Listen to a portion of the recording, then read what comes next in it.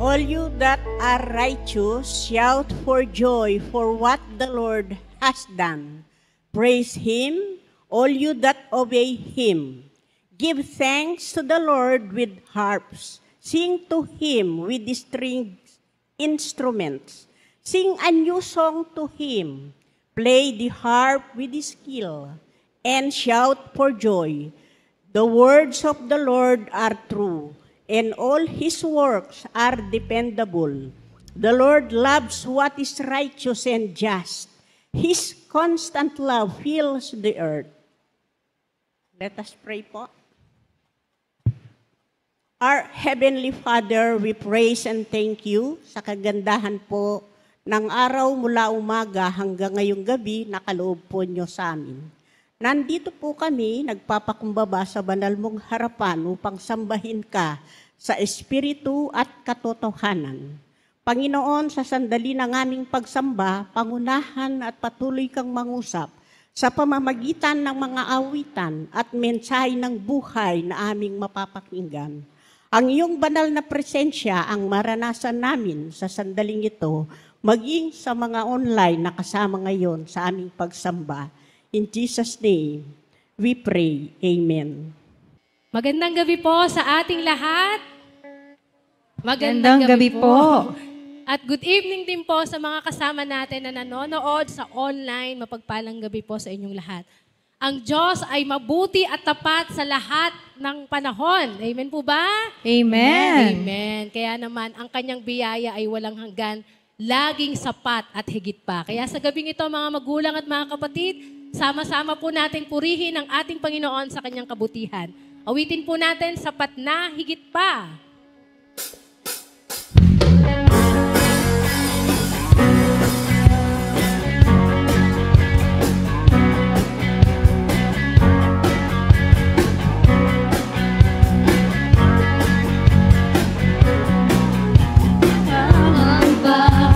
Sa kawalan, pagpapala mo'y laging daan, di matatako sa panganib.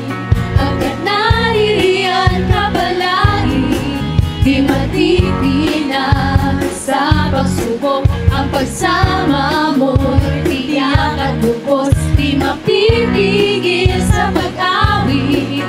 Pagkat ikaw ay mabuti, Ay, Diyos ay mabuti. mabuti. Ikaw ang aking pastol, hindi magkukulang, sapat na at higit pa. Biyaya mo'y sagana at umaapaw, sapat na at higit pa. Sapat na sa lahat kong pangangailangan, higit pa sa lahat kong inaasahan.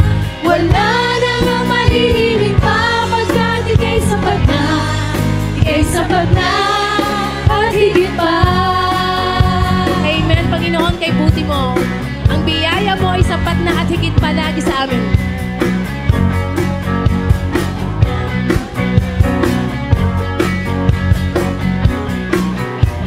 Nangangamba sa kawalan, pagpapala mo'y laging lahat, di matatakot sa panganib. Pagkat naririyan ka palagi, di matitinag sa pagsubok. Ang pagsama mo'y tiyak at lubos, di mapipigil sa pag-awit. Pagkat ikaw ay mabuti. Sino ang mabuti? Ang Diyos ay mabuti. Ikaw ay mabuti. Ikaw ang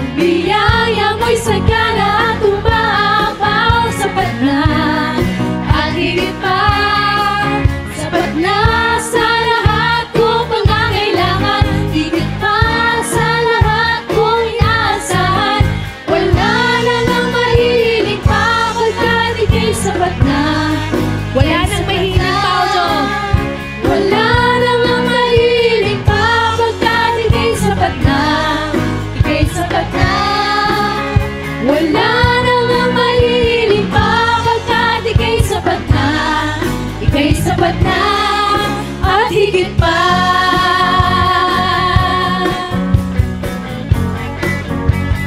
Amen, Panginoon, kay buti mo po. Ang iyong biyaya ay sapat at higit pa. Marapat lang, Panginoon, na ikaw ay aming purihin, sambahin at pasalamatan. Amen. Isang malakas na palakpak na puri sa ating Panginoon, sa Diyos na nagpapala sa atin ng higit pa at sapat sa ating mga pangangailangan. Amen. Sige po, yung pong susunod nating awit, ay awitin natin ito na para bang isang panalangin mula sa ating mga puso. Walang hanggang sasambahin.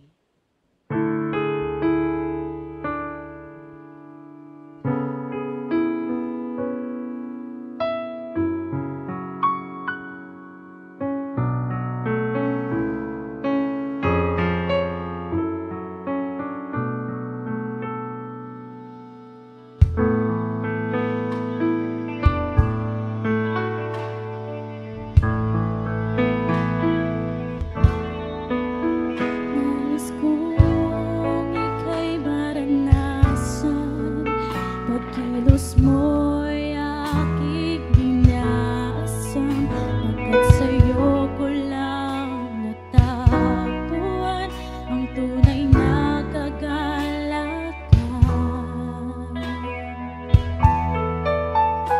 Nais kong ika'y maranasan, tibok ng puso ko'y ikaw lamang, kaya't ngayon, bukas at kailanman, pagsamba ko'y iaalay. Walang hanggang kitang pupurihin, walang hanggang sasambahin, buong laman ng puso kong ito ay mamalagi sa'yo.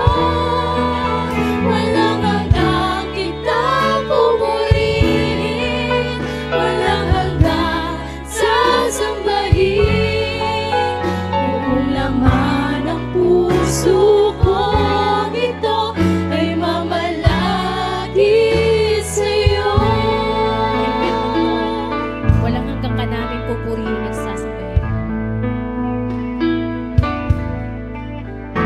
Nais kong ika'y maranasan, pagkilos mo'y aking inaasam, pagkat sa'yo ko lang natagpuan ang tunay na kagalakan.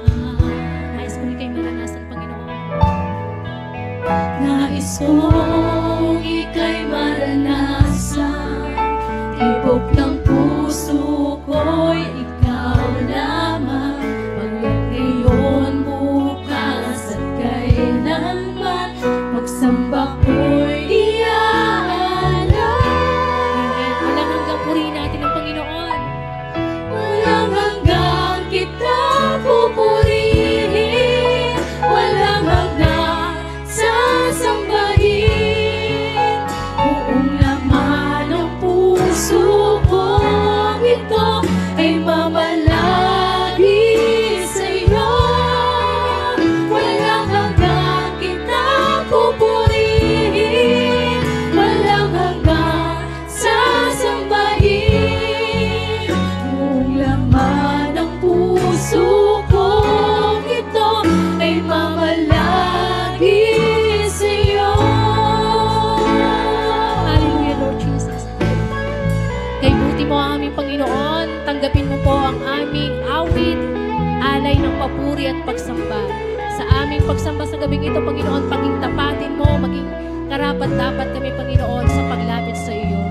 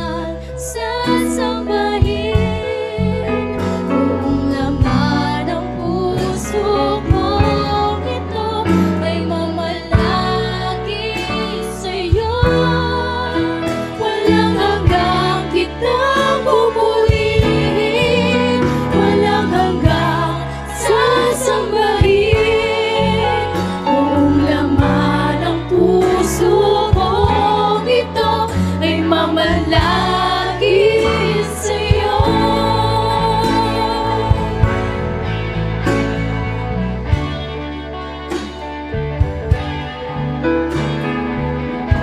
Amen. Panginoon, kay buti mo, O Diyos.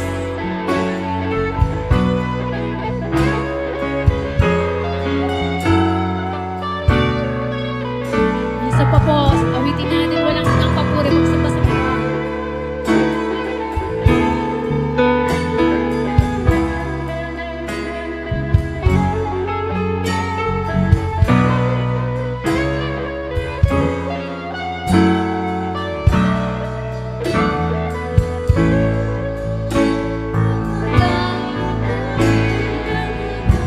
Kita pupurihin, walang hanggang sasambahin. Buong laman ng puso kong ito ay mamalagi sa'yo. Walang hanggang kita pupurihin, walang hanggang sasambahin. Buong laman ng puso kong ito ay mamalagi sa'yo.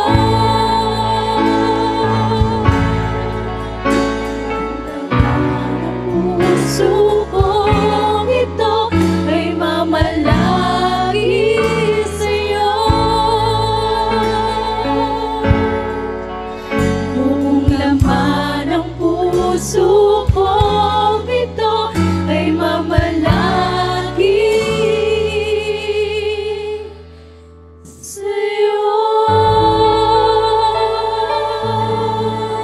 Walang hanggang papuri at pagsamba ay tanging sa iyo lamang aming Panginoon. Purihin ka, O Diyos. Amen and amen.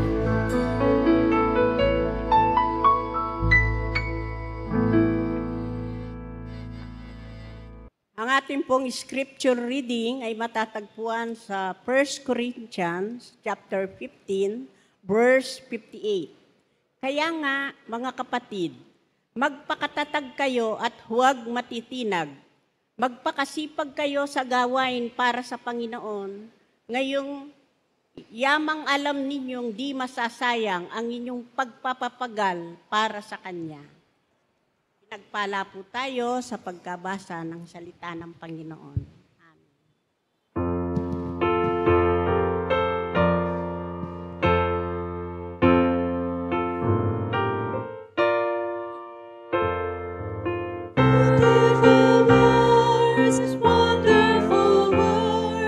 Wonderful words of life.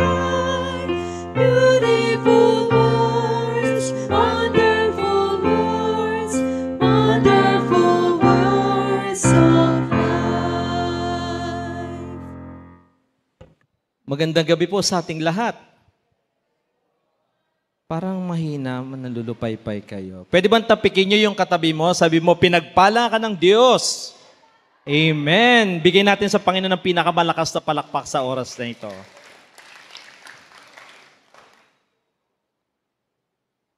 Yung ating pong teksto na pag-aaralan, na binasa kanina, ay may kinalaban ito sa ating pagtugon. Sa hamon ng paglilingkod. Kayo po ba'y naglilingkod? Parang yung salita nila 50-50. Yung 50-50 nasa ECU yun eh. Kalahati nun, hindi sigurado. Kalahati sigurado. Ano? Kayo ba ay naglilingkod? Saan? Okay. Tayo sandaling manalangin. Aming Diyos, samahan niyo po kami sa gabing ito sa aming pagbubulay ng iyong salita. Nawa ang inyo pong mensahe ang aming marinig at patuloy ka namin makita, maranasan at patuloy ka namin madakila sa pangalan ni Jesus. Amen. Pagtugon sa hamon ng paglilingkod. When you consider serving God, anong nasa isip ninyo? Naisip niyo ba si Cinderella? Na isang batang babae na naglilingkod sa kanyang stepmother at sa kanyang mga stepsister?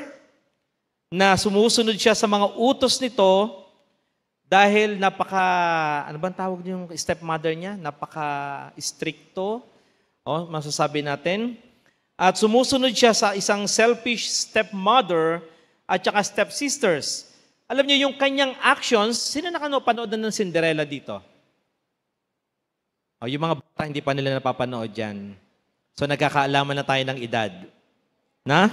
So, yung kwento ng Cinderella, yung kanyang action ay done out of duty. No? Ginagawa niya dahil ito ay obligasyon niya.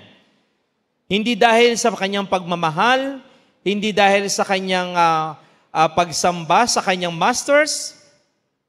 Pinaglilingkuran nila sila because kailangan nilang maglingkod. No? But for Christians who follow Jesus, serving God is unlike Cinderella's story. Hindi katulad ni Cinderella, yung paglilingkod natin sa Diyos. Serving God is not just a duty para ma-maintain natin yung position natin as a member of NACS UMC or status natin dito sa loob ng church. Instead, Christians strive to serve God dahil meron tayong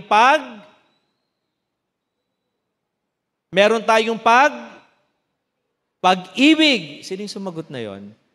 Very good. No? Dahil meron tayong pag-ibig out of love and gratitude sa Panginoon. Nagpapasalamat tayo sa Diyos sa mga bagay, naniniwala tayo na marami siyang ginawa sa buhay natin. Ano po? Kaya, sabi nga, yung taong mapagpasalamat ay taong makikita mong laging nagpupuri at naglilingkod sa Diyos at nakafocus siya sa Diyos. Kahit during service, ang mind niya nakafocus kay Christ. Kasi nandito siya dahil sa kanino? Kanino? Kay hindi sa cellphone mo, hindi sa katabi mo, hindi nasa likod mo, kung hindi nasa Panginoon. Kaya alam mo kapag nakafocus ka, ang isip mo, ang mata mo, ang tenga mo, nakakarinig at nakakafocus sa Panginoon. Sabi nga, doon sa 1 Samuel chapter 12, verse 24, sabi nga, the Bible says that when we focus on all God has done for us, yung atin daw paglilingkod, our service can flow from a heart of gratitude instead of a feeling of obligation or duty. Kumikilos tayo because we love God, we thank God sa lahat ng ginagawa niya sa buhay natin. Amen po ba? Kaya, tingnan mo yung katabi mo, ito ba yung taong mapagpasalamat sa Diyos? Pag nakangiti yan, yes. No? Kasi, ang taong punong-puno ng pag-ibig at pagpapasalamat sa kanyang puso, laging masaya. Amen po ba doon? Meron bang masayang malungkot? Wala, no? Pero bakit nga ba natin, why should we serve God? Bakit nga kailangan natin paglingkuran ng Diyos? Mga kapatid, mahalagang maunawaan natin that God does not need us to serve Him. Actually, technically, hindi naman niya kailangan yan eh. Kasi ginawa niya nga tayong lahat eh. Di ba? Sa salita lang, ginawa niya ang lahat ng bagay. He can do anything alone. Kahit ikaw, ako, tayo, siya lang ang gumawa nito. For instance, if God could create light by just saying, "Let there be light," nandun na, nagliwanag, then He wouldn't require us to spread electricity. Hindi niya kailangan ng Meralco. Kasi boses lang niya, magagawa na niya yan. No? Similarly, He could create a human being from dust. He wouldn't need us to care for our aging grandparents. Remember, friends, our service to God does not add to what He does. Pero it does magnify His greatness.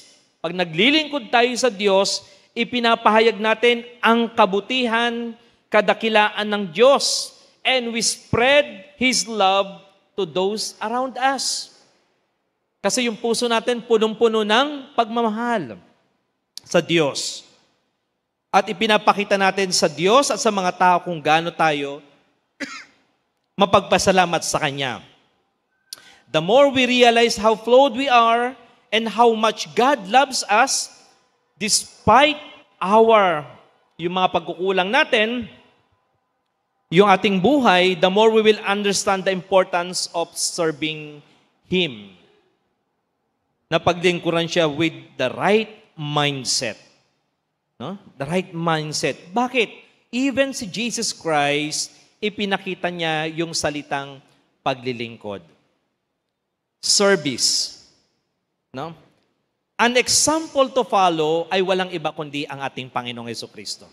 Paano ko po sinabi yan? Now, we can learn how to serve God. Tingnan ninyo ang buhay ni Jesus. Yung buhay ni Jesus, dinedicate niya yung kanyang sarili para i-carry out yung kalooban ng Diyos. Yung gusto ng Ama. Yung nais ng Diyos sa kanyang buhay. I-demonstrate niya yung pag-ibig o puso ng Ama nung siya ay naglingkod sa iba't ibang uri ng tao. I say it again. Si Christ, naglingkod siya sa iba't ibang uri ng tao. Una, yung kanyang pamilya. Tingnan yung kanyang paglilingkod.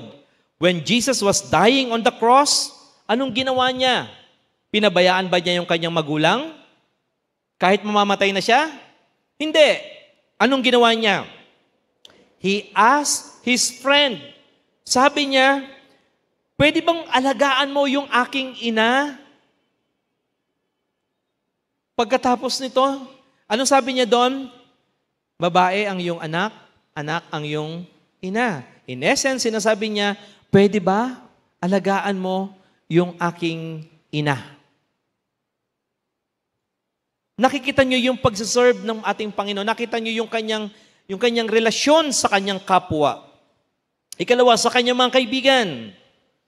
Jesus went to be with His friends, si Mary, si Martha, nung yung kanilang kapatid ay namatay. Anong ginawa ni Jesus? He took care of them, cried with them, and even brought their brother back to life. Ano daw yung pinakamaiksing verse sa Bible? Jesus wept at tumangis si Jesus to the point na pinuntahan pa niya yung mga kapatid at binuhay niya yung kanyang kaibigan. You see that? Sino pa? Yung mga may karamdaman. The Bible says that Jesus healed. Pinagaling niya every diseases among the people. Sasabihin niyo sa akin, Pastor, di naman ako manggagamot ngayon eh. Pero marami tayong pwedeng gawin. Sino pa? Bukod sa mga may sakit, yung mga bata. Jesus was always teaching and healing even when He was busy. Kaya sabi nung mga disipulo na lumalapit yung mga bata, pinipigilan. Anong sabi ni Jesus? Huwag ninyong hadlangan ang maliliit na mga batang ito. At anong ginawa niya? He blessed those children. You see, sa kabila ng kanyang kabisihan, sa kabila ng kanyang maraming gawain, nagawa pa rin niyang maglingkod sa mga bata. How about you?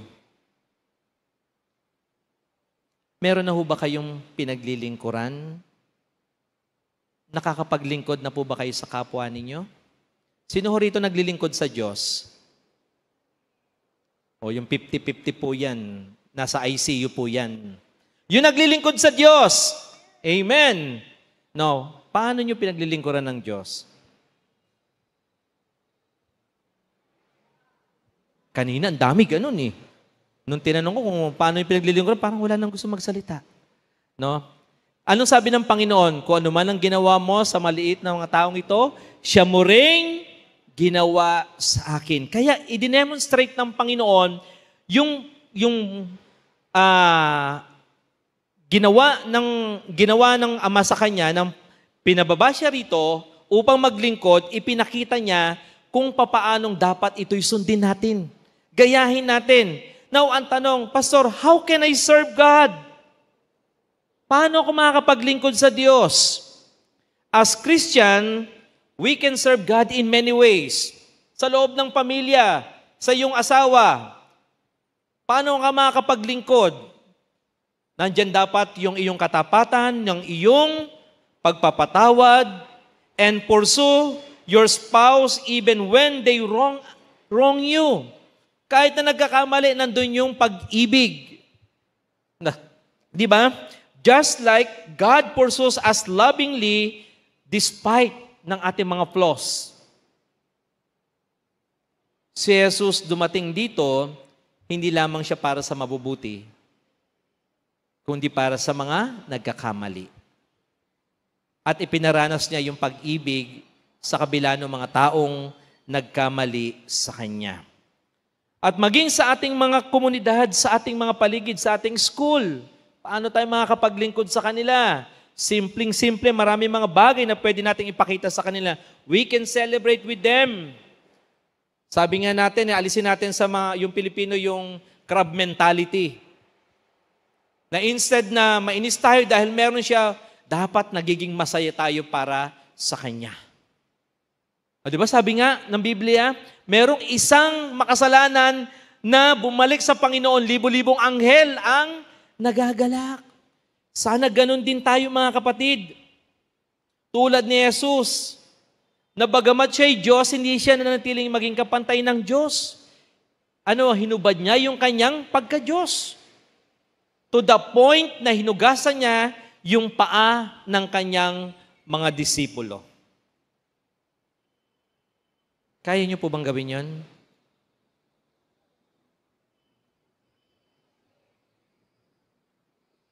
How can I serve God?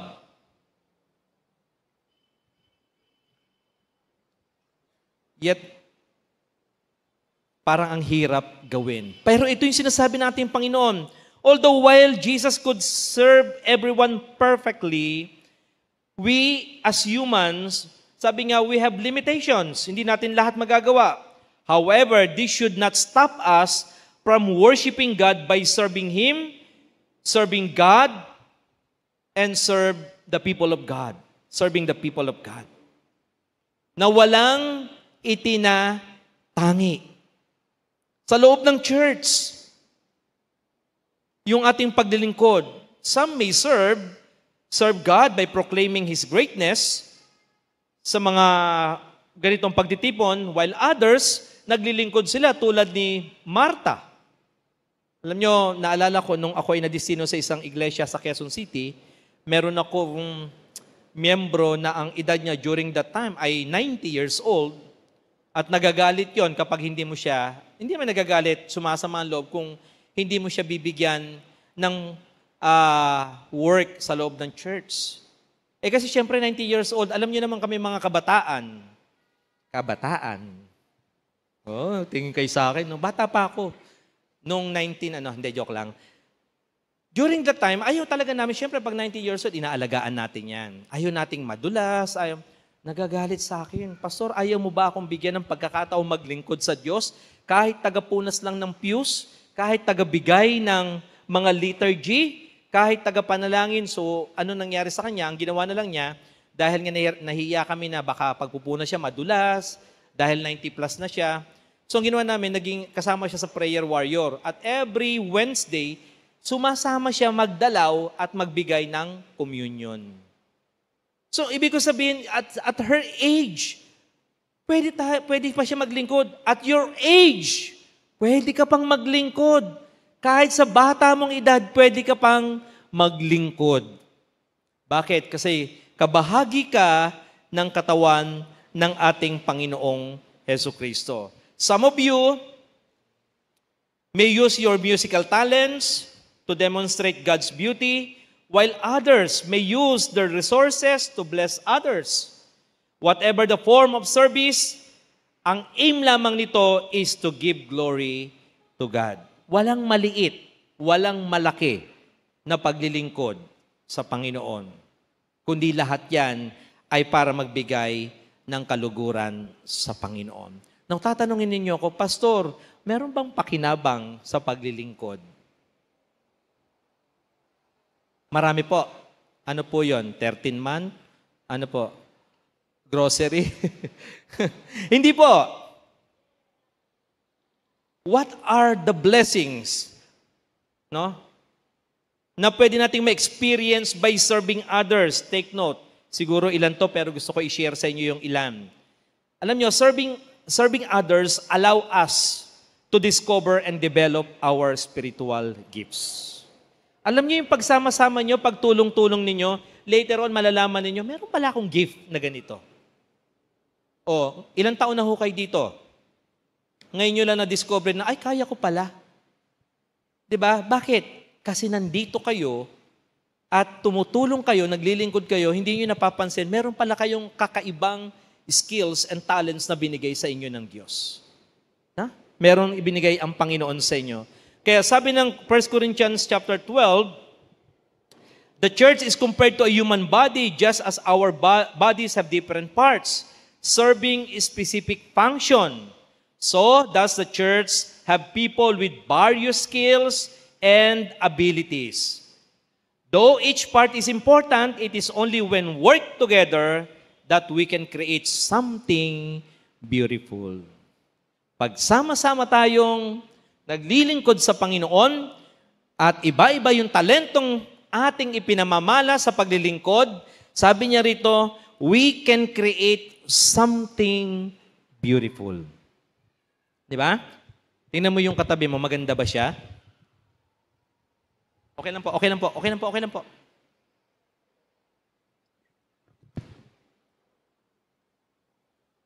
Alam nyo, yung gawain sa Panginoon, it unites Christians. It unites us. Some may plant while others waters, but all Christians are responsible to be laborers. Working together. Pag tayo nagsasama-sama, bawat isa sa atin, bawat bahagi nito can do its share effectively. Kaya napakabuting yung kantang halina't sama-sama. Di ba? Pag habang kinakanta nyo, di ba?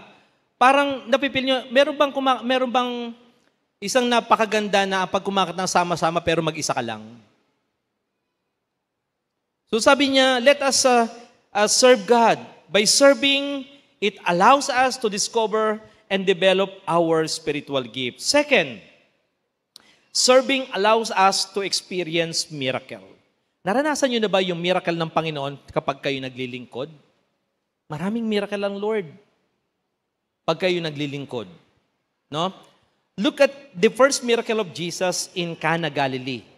Alam mo yung kwento ng Cana, Galilee? Naubusan ng alak, pero sabi ni Maria, sundin niyo kung ano yung sasabihin niya. So, ano nangyari? Nung sinabi niya, dalhin niyo to, ito, lagyan niyo ng tubig, bla bla bla. Ano nangyari? Yung ordinaryong tubig, naging extraordinary wine. No? Extraordinary wine. Makikita natin mga kapatid, isang miracle, yung tubig na naging isang alak. Hindi nila alam kung ano nangyari. Maaaring sa buhay din natin, na sa ating paglilingkod sa Panginoon, hindi natin alam kung ano pang mga maaring mangyari sa atin. Alam nyo, isang patutuon namin sa inyo, may mga pinagdaanan din kami. No? Naikwento ko nga sa kanila at yung aking anak at his age of, I think, 2 years old, he was diagnosed na merong, yung appendicitis. Every time nagagalawin siya, umiiyak. So, dinala namin siya sa ospital, during that time, seminaryan ako. Nung nandun kami sa seminary, dinala namin sa 13 Martires na ospital, ayaw galawin ng mga doktor. No? Ilang araw siya, sabi nila, pag appendicitis, dapat hindi tatagal ng ilang oras yun kasi puputok yan. Pero siya 3 days na nasa wheelchair, hindi kumakain, puro tubig lang. Nung dumating yung chief doctor, saka lang sinabing dalhin sa operating room immediately at doon siya inoperahan. Now, we praise God. Every time na naisip namin yung anak namin, lagi kaming nag-worship sa Panginoon. At alam niyo ng buhay namin mga pastor, seminary. Wala kaming mga kagaya ng mga secular na trabaho. Alam niyo, paglabas namin, sabi ng hospital sa amin, ito po ang babayaran nyo, 100 plus. But you know what? Lumabas kami ng hospital, wala kaming binayaran, maski 5. No? That's the blessing, the miracle of God. Kasi yung doktor pa lang, baptist pa lang yung doktor. At ang kanyang charge, ay pastor po pala kayo. So, nung nalamang pastor ako, binabaan niya. That's a miracle. We allow, by serving God, it allows us to experience miracle. Maraming miracle ang gagawin ng Panginoon. Ikatlo, serving God allows us to experience the joy and peace that comes from obedience. No? Meron kang kagalakan, kapayapaan na nagmumula dahil sa iyong pagsunod sa Diyos. Sino rito ang marunong sumunod sa Diyos? Okay? Kayo mga kabataan, marunong kayo sumunod sa Diyos? Sigurado kayo? Hindi kayo makasagot. Marunong ba kayong sumunod sa Diyos? Ala, mga anak nyo ba to? Marunong kayong sumunod sa Diyos? Sigurado kayo? Sumusunod ba kayo sa Diyos? Sa nanay, tatay nyo? Hindi. Yun tayo eh. Paano nyo masasabing sinusunod nyo ang Diyos kung hindi kayo marunong sumunod sa magulang ninyo? Okay. Sabi niya, it allows us to experience the joy. Sabi ng 1 Peter chapter 4, verse 10 to 11, reminds us to use the gifts that we have received to serve others. And as a faithful stewards of God's grace, we should share it in its various form so that in everything we do, God may be praised through Jesus Christ. Alam nyo, kapag tayo nagsiserve, we express our gratitude for what Jesus has done for us at naibabahagi natin yung pag-ibig ng Diyos at ang binibigay sa atin ng Panginoon. Kaya mga kapatid, sa paglilingkod natin sa Panginoon, nandun yung kagalakan natin. Nandun yung pasasalamat natin. Nandoon yung bunga ng ginawa ng Panginoon sa atin. Di ba, kayo mga kabataan, pag binigyan kayo ng regalo ng mga magulang nyo, tuwan-tuwa kayo, anong ginagawa ninyo doon sa regalong yon? Kung hindi nyo dinidisplay, kinukuwento ninyo. Kayong mga nanay, kapag maganda yung pinanood nyo sa sinihan, anong ginagawa ninyo? Na kayo na nakapanood, kayo-kayo pa rin na nagkukwentuhan. Di ba? Bakit? Masaya kayo sa napanood ninyo. The same way, ang ginawa ng Diyos sa inyo, kapag maganda, punong-puno ng kagalakan ang puso ninyo. Punong-puno ng kapayapaan ang puso ninyo at naisa-share nyo ito. Kaya napakaganda, alam nyo, isang magandang pagkakataon, yung ganito, na pag sinabing meron tayong sharing, meron tayong yung sharing of blessing. Ano ba yung term na ginamit po natin dyan? Praise report. Bakit ka nagpupuri sa Diyos? Kasi may ginawa sa akin ng Panginoon. Imaginin mo, nadukutan na siya, pero nagpasalamat pa siya sa Panginoon. You see? Kayo, anong kwento ng buhay nyo na dapat masaya kayo, sinishare nyo yung kagalakan ninyo sa Panginoon. Share your joy, share your peace. Kasi lahat ng kinukwento ninyo, pwedeng maging inspirasyon ng katabi ninyo. Okay? And gusto kong ipahayag sa inyo na ang paglilingkod, serving God helps us to be more like Jesus. Sapagkat ito ang bunga ng banal na Espiritu. Alam niyo, si Jesus during the Last Supper, alam niyo nang mamamatay siya. in a few hours. While it would have been expected for him to be consumed with his concern, anong nasa isip niya? He was focused on the needs of his disciples. Tingnan niyo yung nasa isip niya, nakapokus siya sa pangangailangan ng kanyang mga disipulo. Unlike Judas, who sought personal advancement at the expense of other.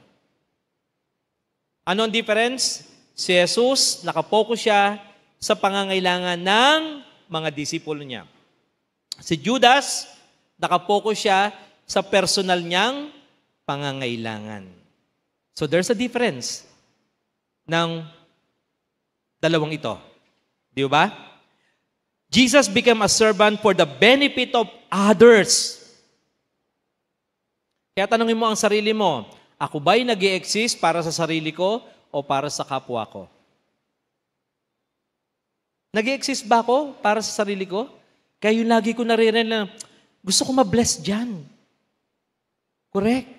God will bless you, but God will bless you to become blessings to others. Take note of that. You are beyond blessed to become blessing to others. Like what Jesus did. Jesus did not serve his disciple because he forgot who he was, but because he knew who he was, where he came from, and where he was going.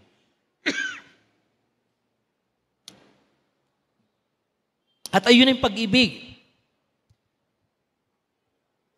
Pinakita ni Jesus kung sino siya. And this is a challenge sa bawat isang mananampalataya. Ipakita ninyo kung sino kayo. Sino ba kayo? Ang sabi ng iba sa akin, pastor, tao lang ako eh. Sino merong ganun dialogue? Pagkat tao'y nagkakamali lamang.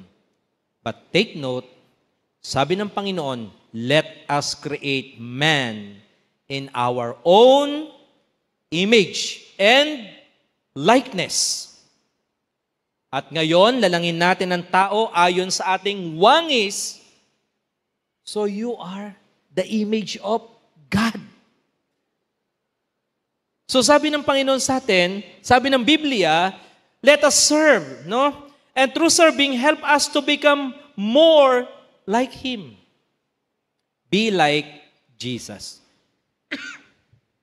Sabi ni James, ang sinong mang nagsasabing siya'y nasa Diyos, dapat siyang lumakad ng naayon sa pagkalakad ni Jesus. Sa pagkalakad ni Jesus, no? Kaya, sa ating paglilingkod, naalala ko yung isang commercial dati na may pulubi na nanghihingi, McDonald ba yun o Jollibee? Ang tingin ng pulubi doon sa lalaki may dalang bit-bit na Jollibee na papalapit sa kanya ay mukha ni Christ. At ang tingin naman ng lalaki may bit-bit na pagkain ay mukha din ni Christ. Doon yung pulubi.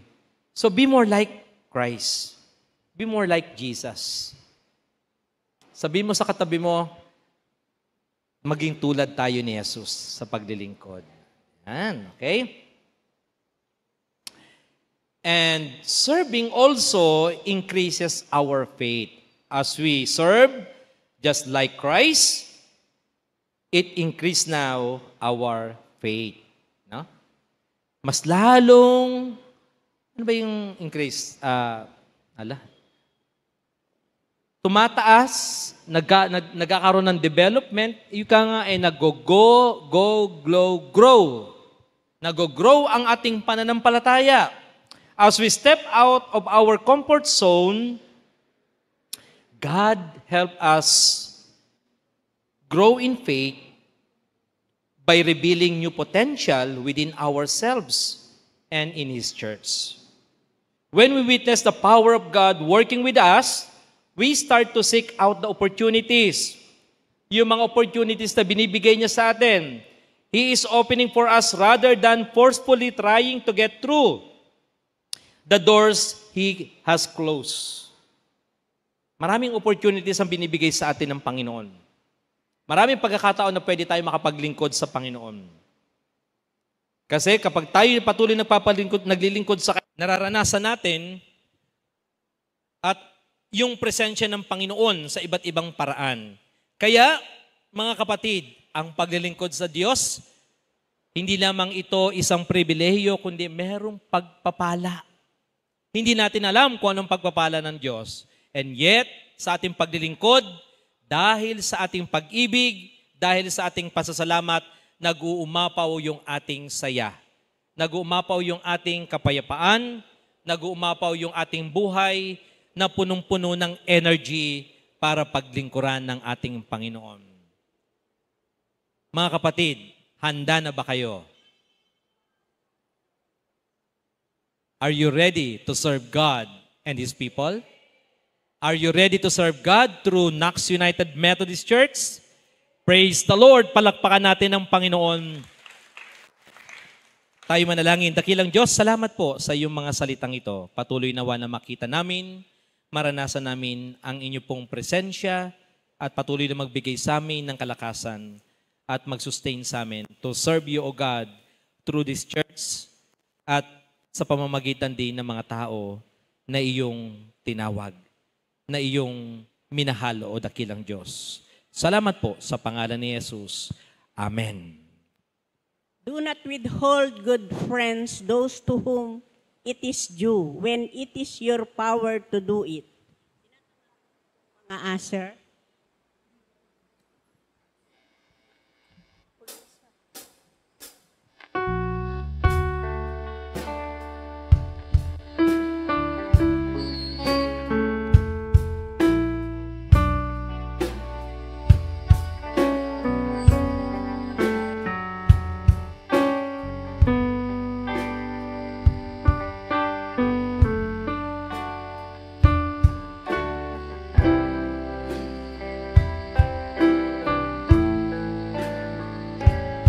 Give thanks with a grateful heart.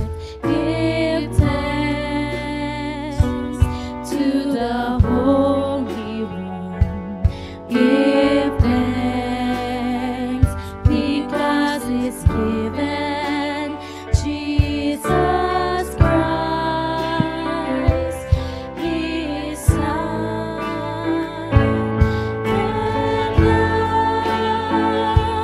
Let the weak say, I am strong.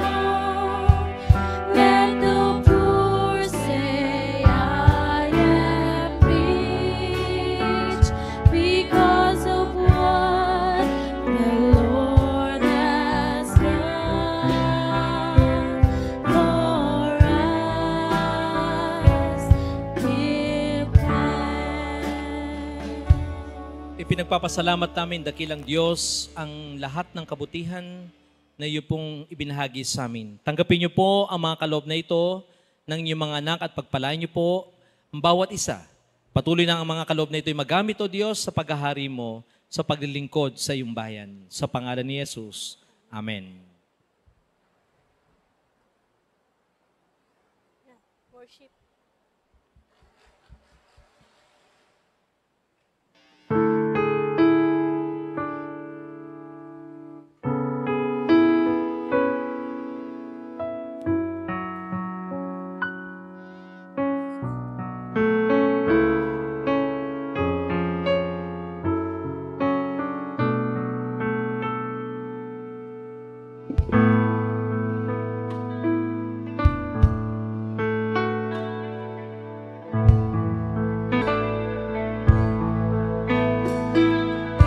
Manalangin tayo. Dakila naming Diyos na makapangyarihan sa lahat. Salamat po sa isang gabi na patuloy na nagsalita ka sa amin. Nagpahayag ka sa iyong mga anak. Pinaalala mo sa amin, Panginoon, ang kahalagahan ng paglilingkod sa iyo at sa iglesia at sa iyong mga lingkod. Nawa, Panginoon, ang bawat isa sa amin sa oras na ito ay makita namin ang inyong mga mensahe. At amin pong itinataas sa inyo ang inyong mga abang lingkod sa oras na ito, ang kanilang mga pamilya, kanilang mga mahal sa buhay, ang kanilang mga gawain, ang kanilang mga trabaho. Kami po ay magtatapos, patuloy na nadama namin ang inyong pong pagmamahal. At patuloy kami, O Diyos, na maglilingkod sa inyo. Patuloy ka naming sasambahin.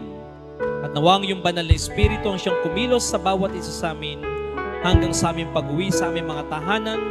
At hipuin niyo po, O Diyos, ang inyong mga lingkod na hindi namin kasama sa oras na ito. Saan man sila naroroon, sila man ay may karamdaman, sila man Panginoon ay nasa malayong lugar, nawa ang iyong mga kamay ang humawak sa kanila at madama nila ang iyong pag-ibig, ang iyong pagmamahal at ang iyong kalinga. Patnubayan niyo po kami at patuloy na bendisyonan at kami lalabas na may kagalakan sa aming mga puso na punong-puno ng pag-ibig sa iyo, Panginoon, at pagpapasalamat. Sa pangalan ng Ama, ng Anak at ng Espiritu Santo. Amen.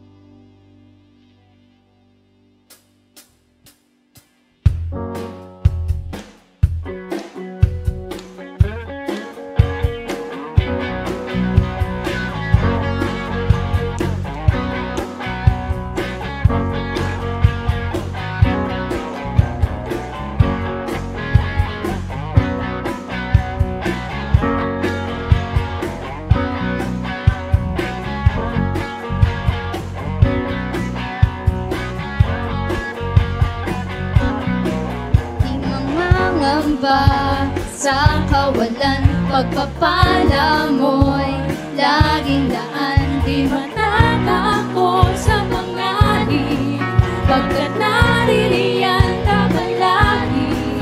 Di matitinag sa pagsubok, ang pagsama mo'y tiyak at lupos. Di mapipigil sa pag-awit, pagkat ikaw ay mabuti. Sino ang mabuti? Ang Panginoon! Pagkat ikaw ay mabuti, ikaw ang aking pastol, hindi magkukulang, sapat na at higit pa. Biyaya mo'y sagana at umaapaw, sapat na at higit pa. Sapat na sa lahat kong pangangailangan, higit pa sa lahat kong inaasahan. Wala lang ang mahihiling pa, pagkat ika'y sapat na. Ikaw ang aking pastol, ikaw ang aking pastol, hindi magkukulang. Ating pong kamayan ang ating mga katabi, ang ating mga kapatid. Biyaya mo'y sagana at umaapaw, sapat na at higit pa. Sapat na sa lahat kong pangangailangan, higit pa sa lahat kong inaasahan. Wala nang ang mahihiling pa, pagkat ika'y sapat na. Wala nang mahihiling pa. Wala nang ang mahihiling pa, pagkat ika'y sapat na. Ika'y sapat na. Wala